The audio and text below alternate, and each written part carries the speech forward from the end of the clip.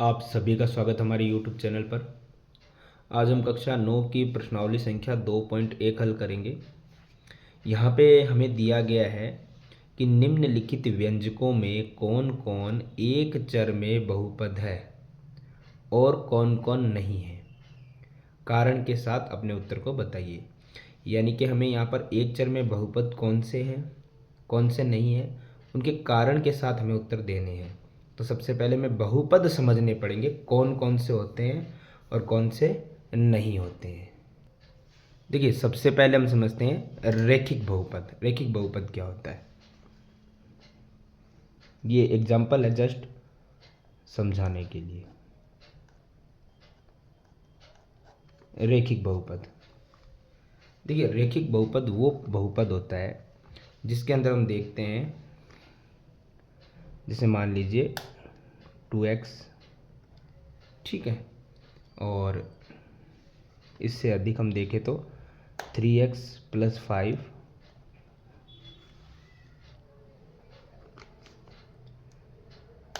6y + 5, इस प्रकार के जो बहुपद होते हैं उन्हें रैखिक बहुपद बोलते हैं। अगर, क्योंकि यहाँ पे घात नहीं होती है। अगर हम बात करें द्विघात बहुपद की, वैसे तो नाम से ही पता चल रहा है द्विघात यानी कि दो घात, लेकिन हम इन्हें समझ लेते हैं। जैसे कोई भी बहुपद हमें दिया गया है 3x², जो कि घात जो एक्स्ट्रा डबल आ गई है, द्विघात यानी कि दो घात आ चुकी है, ठीक है, स्क्वायर से। इसके अलावा हम देख सकते हैं यहाँ पे कोई घात नहीं है तो एक घात मानी जाएगी। सबसे पहले तो हमें ये ध्यान रखना चाहिए कि पूर्ण संख्या होती है घात में, वही बहुपद कहलाता है। जिसकी घात पूर्ण संख्या नहीं है, पूर्ण संख्या जैसे 1 2 3 4 5, ये पूर्ण संख्याएं होती है, वही बहुपद कहलाएगा। जो अंडर रूट में होगा वो बहुपद नहीं कहलाएगा। क्यों? क्योंकि जब अंडर रूट हटता है तो हमें पता है कि इसकी घात 1/2 आती है, जो कि पूर्ण संख्या नहीं है, इसीलिए इसे बहुपद नहीं बोला जाएगा। इसके बाद में हम देखते हैं त्रिघात बहुपद। नाम से पता चल रहा है तीन घात, त्रिघात बहुपद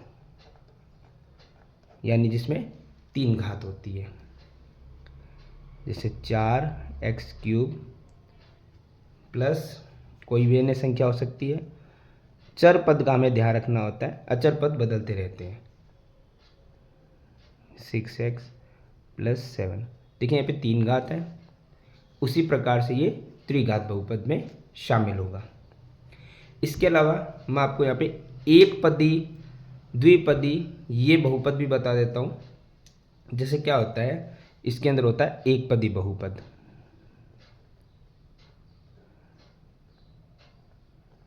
एक पदी बहुपद इस प्रकार से होते हैं जिसके अंदर हम देखते हैं कि जैसे x हो गया, 3x हो गया, 4y हो गया, ये एक पदी बहुपद में आते हैं। देखिए जब यहाँ पे प्लस माइनस आता है तो उनको हम रैखिक बहुपद के अंदर या द्विघात में या त्रिघात में ले सकते हैं, लेकिन यहाँ जब कोमा आता है इसका मतलब गुणा होता है, तो वो एक पदी बहुपद में काउंट होगा, वो अदरवाइज नहीं जाएगा। ऐसे ही हम देख लेते हैं द्विपदी किस कौन सा बहुपद होता है। द्विपदी बहुपद, इसके अंदर क्या होता है, जैसे एक पद हो गया ये, और ये कोमा कर कर दूसरा बहुपद, दूसरा पद हो गया, तो ये द्विपदी हो गया। त्रिपद में इसी प्रकार से होता है, मैं यहाँ बता देता हूँ, पर नॉर्मल सा वैसे ही चलेगा, पैटर्न वही है। जैसे कि एक पद होता है यहाँ पर, कोई भी हम ले लेते हैं, दूसरा ले लेते हैं हम, तीसरा ले लेते हैं हम।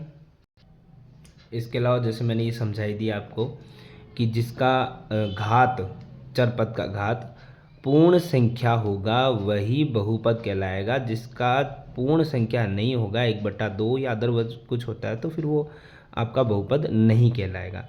दूसरी बात, जब चर पद बट्टे में हो, यानी कोई भी संख्या ऊपर नीचे बट्टे में हमारा चर पद हो, तो वो भी बहुपद नहीं होता है। इसके अलावा हमारे बहुपद होते हैं और उनके रीजंस मैंने आपको बता दिए। अब हम देखते हैं सवालों को। जैसे हमें पहले ही सवाल दिया गया है 4x² माइनस 3x प्लस 7। इसमें कौन सा चर बहुपद है, नहीं है, वो दोनों ही कांड बताने के, है तो भी, नहीं है तो भी। तो जैसे हमारा सवाल दिया गया है, इसमें हमने देख लिया है कि जो भी चर पद जो हमारा उसकी घात यहाँ पूर्ण संख्या है। फिर से जो चर पद है उसकी घात पूर्ण संख्या है, क्योंकि जब कोई घात नहीं हो तो एक ही रहती है, तो ये पूर्ण संख्या है। ठीक है, और कोई चर पद है नहीं, इसलिए बहुपद है। लेकिन कौन सा चर रहेगा उसके लिए हम यहाँ लिख देंगे, एक ही एक्स ही चर आ रहा है तो एक चर है ये, हम लिख देंगे आंसर में एक्स एक चर है, सॉरी 4 लिख दिया मैंने, चर है, इसीलिए यह एक चर बहुपद है।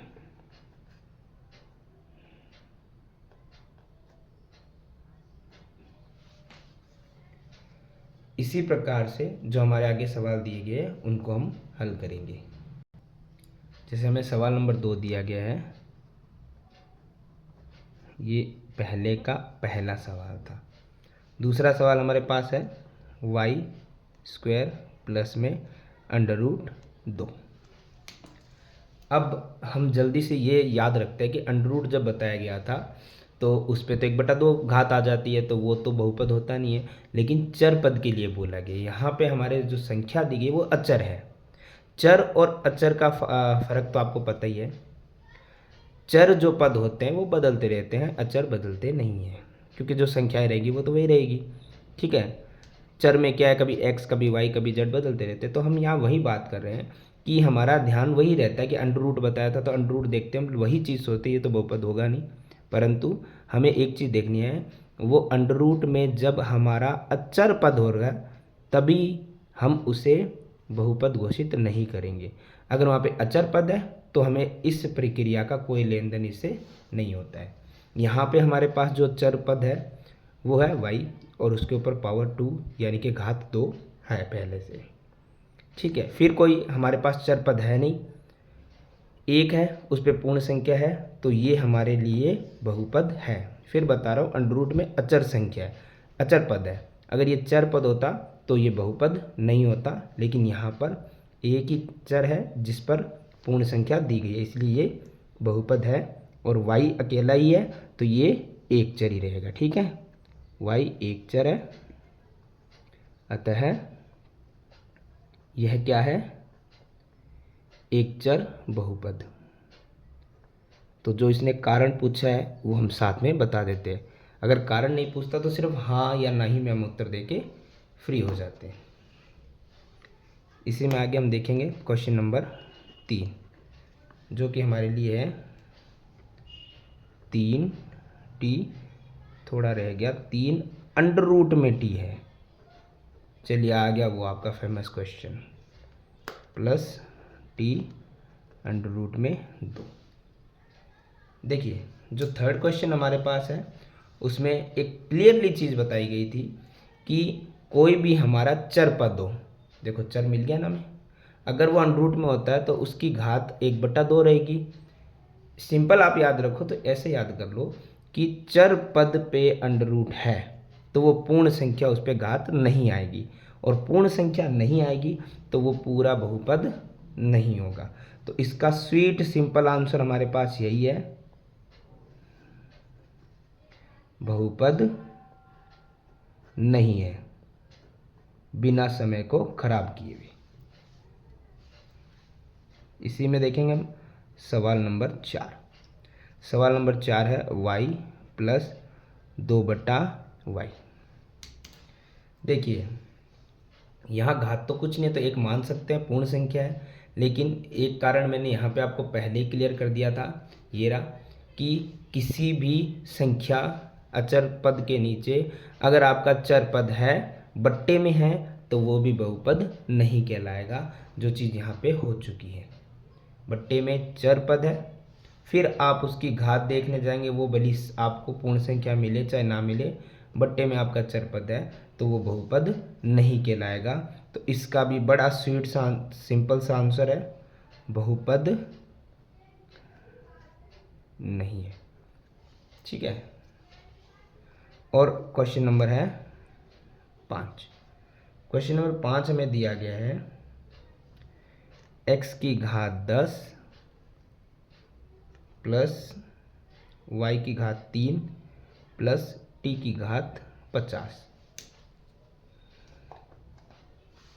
देखिए यहाँ पे सवाल नंबर 5 में हमें चर पद दिए गए हैं, वो तीनों ही अलग अलग है, एक x है, एक y है, एक t है।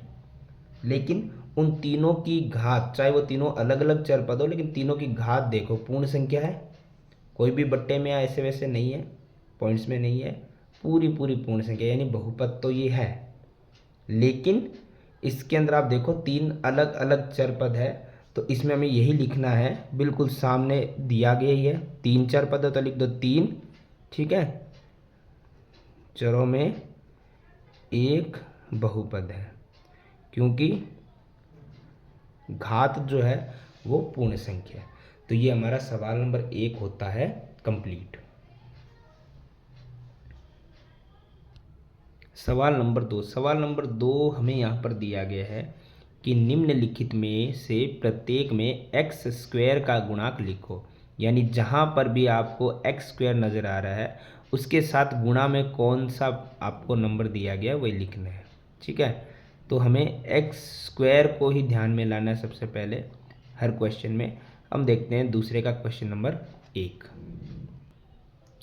देखिए 2 plus x square plus x है, तो हमें क्या करना है, एक्स स्क्वायर का गुणांक लिखना है। एक्स स्क्वायर का गुणांक, देखो इसमें आसान सा काम एक ही करना है, आपको पहले वो पद ढूंढना है जिसमें एक्स स्क्वायर है, ये रहा। प्लस माइनस से पद बदल जाते हैं, जो मैं आपको यहाँ बता चुका हूँ, ठीक है। तो आप सिर्फ इसी पे ही ध्यान देंगे, सिर्फ इतने पे ही, ठीक है। एक्स स्क्वायर, अब इसके साथ कोई भी आपकी गुणांक नज़र आ रहा है जो गुणा में इसके साथ दिया गया है? बिल्कुल नहीं, कुछ नज़र नहीं आ रहा है। जब कुछ नहीं है तो आप क्या लिखोगे, जीरो लिखोगे? नहीं, गुणा में क्या होता है कि अगर जीरो से गुणा करेंगे तो फिर ये भी जीरो ही बन जाएगा, एक्स स्क्वायर रहेगा ही नहीं, है ना। इसीलिए एक्स स्क्वायर भी खत्म हो जाएगा फिर, इसीलिए हम इसको सेम रखने के लिए एक से गुणा करते हैं। यानी कि जब किसी भी अचर पद के, चर पद के साथ, माफ कीजिएगा, कोई गुणांक नहीं है तो एक ही माना जाता है। और उसके आगे जो निशान है वो निशान किसका है, प्लस का। प्लस में छूट होती है, आप लगाइए तो भी ठीक है, नहीं लगाइए तो भी वो प्लस ही कहलाएगा।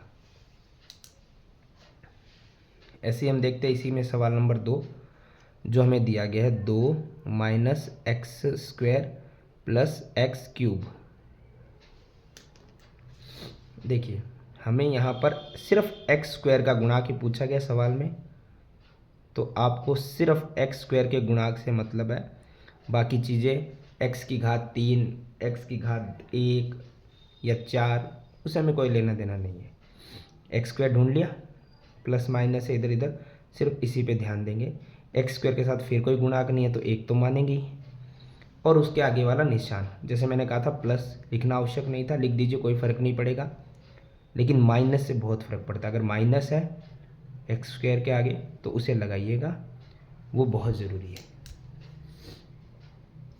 इसी में हम देखेंगे सवाल नंबर 3, बिल्कुल छोटा सा, तो हम यहीं कर लेते हैं, इस सवाल को यहाँ कर लेते हैं। सवाल हमें दिया गया है π/2, उसके साथ में है एक्स स्क्वायर और प्लस में है एक्स। तो हम यहाँ देख लेते हैं कि हमारे पास एक्स स्क्वायर का गुणांक क्या रहेगा। देखिए एक्स स्क्वायर ये रहा, इनके बीच में कोई प्लस माइनस तो है नहीं, तो जहाँ तक प्लस माइनस नहीं होता वो एकल ही पद रहता है, जो कि मैं पहले बता चुका हूँ आपको। तो एक्स स्क्वायर तो नहीं लिखते, एक्स स्क्वायर के साथ देख लो अब क्या पद है, इतना पूरा साथ में है, यानी π/2। उसका कोई निशान नहीं है, प्लस का है, लिखिए मत लिखिए, माइनस जरूरी होता है लिखना। इसी प्रकार इसी के अंदर देखेंगे हम सवाल नंबर 4, यहीं एडजस्ट हो जाएगा तो हम कर देते हैं, नहीं होता तो कोई दिक्कत वाली बात नहीं थी, हम आगे कर देते। √2 x माइनस 1। देखिए यहाँ पे जो सबसे बड़ी समस्या है, अगर आपको नज़र आई होगी, तो वो ये है कि इस सवाल में हमें निकालना है एक्स स्क्वायर का गुणांक। लेकिन जो हम हर बार एक्स स्क्वायर ढूंढ लेते थे, इस सवाल में तो एक्स स्क्वायर मिला ही नहीं कहीं, सिर्फ एक्स मिल रहा है। तो एक्स, मैंने कहा था ना कि आपको जिसका गुणांक पूछा जाए, एक्स की घात 2 का पूछा गया है, तो एक्स की घात 2 ही ढूंढिए। नहीं मिल रहा है तो वो अपनी प्रॉब्लम नहीं है, वो किताब वाले की प्रॉब्लम है। अब आप कहोगे है ही नहीं, तो जब आपको जो गुणांक के लिए पूछा जा रहा है, पद दिया जा रहा है, वो पूरे सवाल के अंदर नहीं हो, तो सिर्फ हमें क्या लिखना है, 0। ये आपका आंसर हो जाएगा। ये हमारा सवाल नंबर 2 होता है कंप्लीट।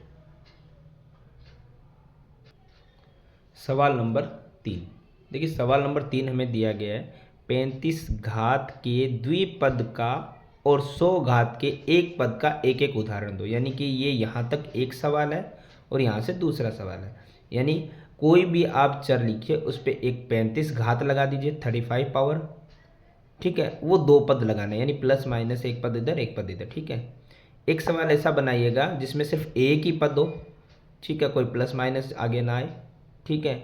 और जो भी आप चर लिख रहे हो उस पर घात कितनी होनी चाहिए, 100। इसका एक एक उदाहरण देना है हमें। तो देखिए ये जो सवाल है, ये हम हमारी मर्जी के अनुसार किसी भी प्रकार के उदाहरण लिख सकते हैं। इसमें कोई ज़रूरी नहीं है, बाध्य नहीं है कि हमें एक ही प्रकार का आंसर लिखना है, ठीक है। इसमें हमें क्या करना है, कोई भी एक चर पद लिखो, जैसे मैंने लिख दिया x, आप y लिखो, z लिखो, कोई प्रॉब्लम नहीं है। उसकी पावर कितनी करनी है, घात कितनी करनी है, 35 कर दिया। और उसमें पद होने चाहिए कम से कम 2। तो एक पद ये हो गया, एक प्लस या माइनस कुछ भी आप लगा दो, कुछ भी आप लिख दो, ये मैंने अचर पद, यानी कि एक पद 2 पद बन गया, घात 35 है। ये एक उदाहरण हो गया। एक उसने कहा एक ही पद हो, यानी प्लस माइनस ना हो, एक ही पद हो, तो चर तो हो गई। तो मान लो इसमें चलो y लिख देते हैं हम, ये पहला उदाहरण था, ये दूसरा है। और उसकी घात होनी चाहिए 100। एक ही पद चाहिए, प्लस माइनस करके डबल द्विघात हमें नहीं बनाना है, एक पद बनाना है। तो एक पद हमारा बन गया है, ठीक है, एक पद ही बनाना है, द्विपद नहीं बनाना। द्विपद पहले का था, दूसरे का एक ही पद है। तो इतना सा आंसर है। हाँ ठीक है, आपका यहाँ पे अगर चर बदलने का मन होगा तो आप बदल दीजिएगा, कोई संख्या बदलने का मन है तो बदल दीजिएगा, लेकिन बनेगा इसी प्रकार से। उदाहरण आप बदल सकते हैं लेकिन तरीका नहीं बदलने वाला है। तो ये हमारा सवाल नंबर 3 होता है कंप्लीट। आगे हमें जो सवाल नंबर 4 दिया गया है उसमें हमें बताना है कि निम्नलिखित जो बहुपद हमें नीचे दिए गए हैं उसके अंदर आपको प्रत्येक बहुपद की घात ज्ञात करनी है, जो सबसे बड़ी घात आ रही है वो ज्ञात करनी है। तो वैसे तो बड़ा सिंपल सा सवाल है, यहाँ पे सबसे बड़ी घात कौन सी है, यहाँ पर कौन सी बड़ी घात है, यहाँ पर कौन सी है और यहाँ पर कौन सी, ठीक है। इसी सवाल को हम हल कर लेते हैं। तो देखिए पहला जो सवाल है इसमें हमारी जो सबसे बड़ी घात है वही हमारा यहाँ पे बहुपद की घात रहेगी। तो सबसे बड़ी घात कितनी है, पावर 3, तो इसकी रहेगी हमारा आंसर 3। इसी प्रकार इसमें हमारा जो दूसरा सवाल है वो हमें दिया गया है, वो दिया गया है हमें 4 माइनस वाई स्क्वायर। इसका आंसर बड़ा छोटा सा तो मैं सामने लिख देता हूँ, ठीक है। यहाँ पे जो सबसे बड़ी घात जो नज़र आ रही है एकमात्र वो है 2, तो आंसर रहेगा 2। हम घात लिख रहे हैं इसीलिए उसका क्या वाला प्लस माइनस हमारा अप्लाई नहीं होगा। इसी के अंदर हमारा सवाल नंबर 3 जो हमें दिया गया है यहाँ पर 5t माइनस √7। इसके अंदर हम देखेंगे तो एक्चुअली घात है ही नहीं। तो जब घात ही नहीं होती है तो मैंने पहले ही बताया था जो हमारा चर पद होता है उसके ऊपर जब कोई घात नहीं हो तो हमारा आंसर रहेगा 1, क्योंकि जब घात नहीं होती है तो क्या माना जाता है, 1 ही माना जाता है। और अगला और अंतिम इसी के अंदर जो सवाल है 4 उसमें दिया गया है 3। तो अब हम देखेंगे यहाँ पे तो कोई चर पद ही नहीं है। जब चर पद ही नहीं दिया गया तो उसकी घात हम कहाँ से लिखें, चर पद नहीं है तो घात नहीं आएगी। अगर चर पद हो घात नहीं हो तो 1 लिख सकते, लेकिन चर पद ही ना हो तो घात हमेशा क्या रहेगी, 0। इसी में आगे हमें सवाल नंबर 5 दिया गया। सवाल नंबर 5 में बताया जा रहा है कि बताइए कि निम्नलिखित बहुपदों में से कौन कौन से बहुपद रेखिक है, कौन से द्विघाती है और कौन से त्रिघाती है। तो ये तो चीज़ हमने पहले ही डिस्कस कर लिया था, जब पहला क्वेश्चन किया था उससे पहले मैंने आपको समझा दिया गया था कि रेखिक बहुपद, द्विघाती बहुपद या त्रिघाती बहुपद हम किस प्रकार से निकालते हैं। उसी प्रकार से हमें इन्हीं पदों के सामने लिखना है, मतलब उत्तर में, कि ये द्विघात है, रेखिक है, ये त्रिघात है, ठीक है। देख लीजिए हमने शुरू में डिस्कस कर लिया था कि रेखिक बहुपद कौन सा होता है जिस पे घात 1 आती है, मतलब कोई घात नहीं हो, वो एक ही मानी जाती है। द्विघात कौन सा पद बहुपद होता है जिसमें कम से कम मतलब पावर 2 आती है, ठीक है। त्रिघात के अंदर पावर 3 आती है। तो इस प्रकार के बहुपदों को हमने पहले ही हल करना सीखा था, अब वही हमारे उस क्वेश्चन में अप्लाई करना है हमें। तो हमें ये जो सवाल दिए गए, सवाल नंबर 5 का प्रथम जो सवाल है, आसानी से उत्तर, जैसे कि हमें इसमें घात दिखाई दे रही है, सबसे बड़ी जो घात है वो है स्क्वायर। स्क्वायर यानी कि घात द्वि रहेगी, तो हमारा इसका आंसर क्या रहेगा, द्विघाती। बस इतना ही हमें इसके अंदर बताना है, कोई रीज़न देने की आवश्यकता वैसे नहीं है, और रीज़न तो हम पहले से ले ही रहे हैं। इसके अंदर हमारी घात रहेगी 3 यानी कि त्रिघाती, ठीक है। पद नहीं देख रहे हम यहाँ पे, एक पद या द्विपद या त्रिपद नहीं देख रहे हैं कि इसमें तो 2 ही पद है, ये द्वि क्यों नहीं हुआ, त्रि क्यों हुआ, क्योंकि हम पावर देख रहे हैं, घात देख रहे हैं। पद और घात का यही डिफरेंस होता है, ठीक है। हम पद जब पूछा जाए तो पद देखेंगे, अभी यहाँ पे पद नहीं देखा जा रहा है। यहाँ पे हम देखेंगे तो यहाँ पे सबसे बड़ी घात है 2, तो इसका आंसर कितना हो गया है, द्विघाती। आगे बहुपद लगाते रहेंगे हम, ये बहुपद पूछा गया ना।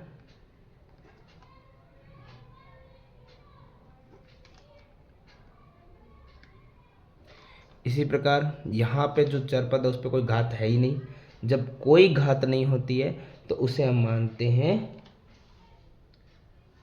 सीधा सा एक, जो कि हमारा एक कोई पद ही घात में नहीं आता है, उसे रेखिक बहुपद ही बोलते हैं हम, ठीक है।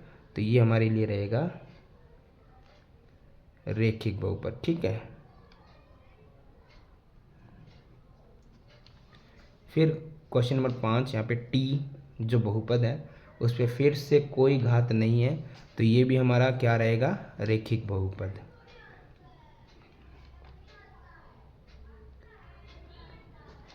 फिर यहाँ पे आर जो हमारा चर पद है उस पर घात 2 है, तो ये आ जाएगा द्विघाती।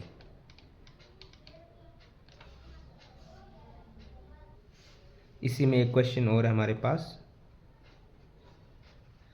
7x3, ठीक है।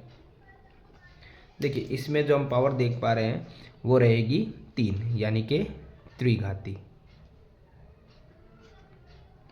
बहुपद। बहुपद ये हमारी प्रश्नावली 2.1 होती है कंप्लीट।